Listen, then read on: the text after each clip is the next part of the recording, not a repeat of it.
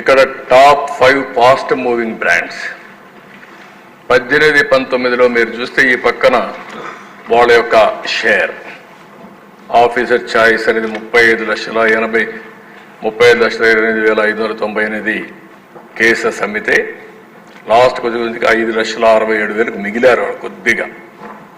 కొన్ని అయితే మీరు చూస్తే హెచ్డి హెవెన్స్ డోర్ విస్కీ అని 21,07,527 ఉంటే జీరో అయిపోయారు.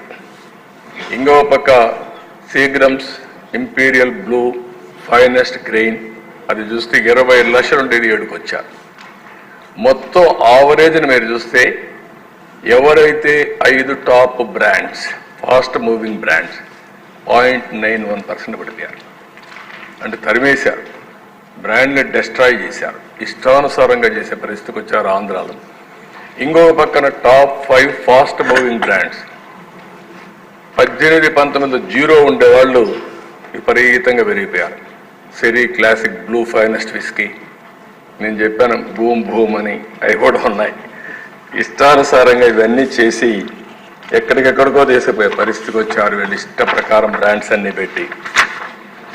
నెక్స్ట్ ఇక్కడికి వచ్చినప్పుడు మీరు చూస్తే ఈ మేజర్ ఎంఎన్సి డిస్క్రిమినేషన్ బ్రాండ్స్ మీరు చూసినప్పుడు 18-19లో ఉన్నటన్నీ కూడా టాప్ 3 బీర్ ఇవన్నీ. ఇవి 18-19లో ఈ బ్రాండ్స్ పాపులర్గా ఉంటే అవి జీరో అయిపోయినాయి, చాలా వరకు కిల్ చేసే పరిస్థితికి వచ్చారు. ఇక్కడ లోకల్ బ్రాండ్స్ జీరో ఉండేటివి 12 లక్షలు మరీ పెరిగే పరిస్థితి వచ్చింది.